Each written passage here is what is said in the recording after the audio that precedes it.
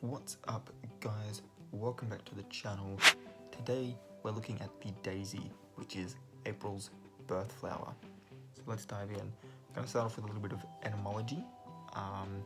So when we break it down into two words, days, we can kind of see how the daisy got its name, and that's due to it opening up during the day and then closing back up at night, which kind of puts it on par with the sunflower as far as being a flower that wakes up and goes to sleep with the sun.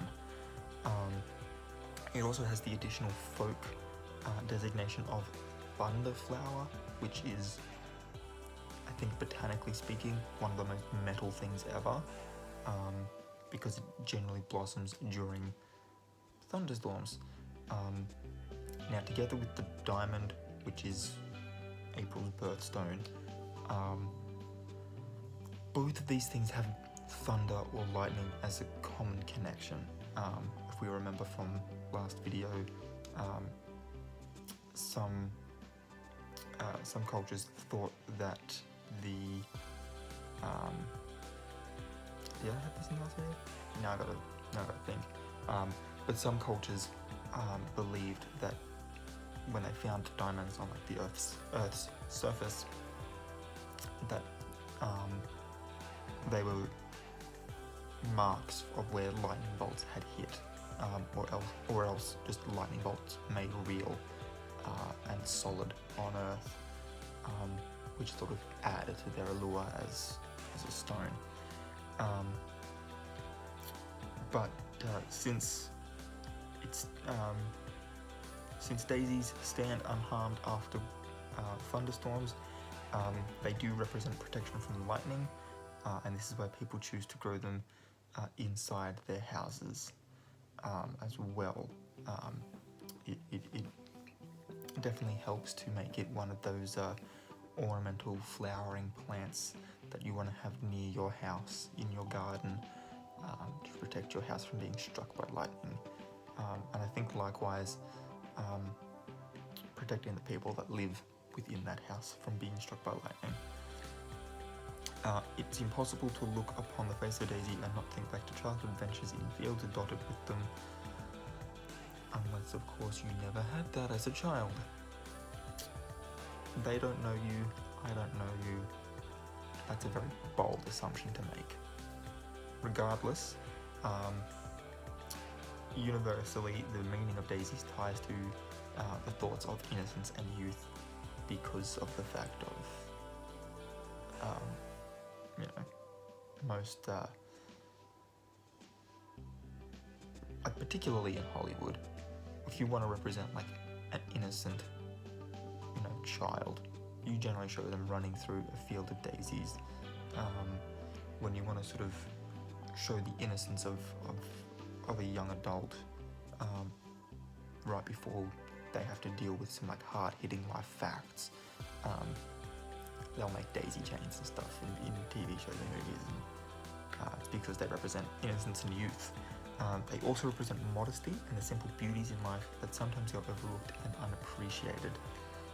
We can look to Shakespeare's support for this symbolic value, where Ophelia in Hamlet picks up and looks at a daisy, then returns it sadly, knowing there was no virtue in her particular situation within that play.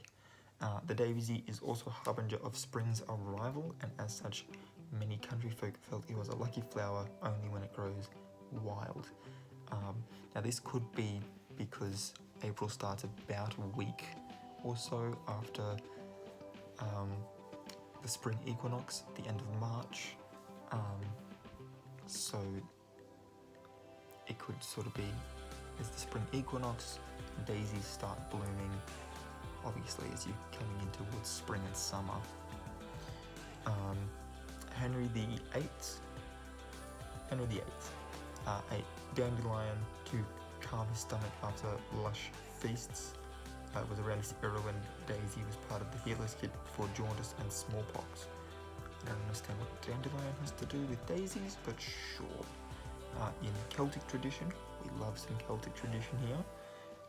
A daisy grew for each spirit of a child who died in birth. That's a nice symbolism. That's a nice symbolism. I know some people that I should give daisies to. It was customary to give parents a bundle of fresh daisies to improve their spirits and allay grief. Among Christians, the daisy represents the Virgin Mary, who gave the flower life with her tears. Apparently.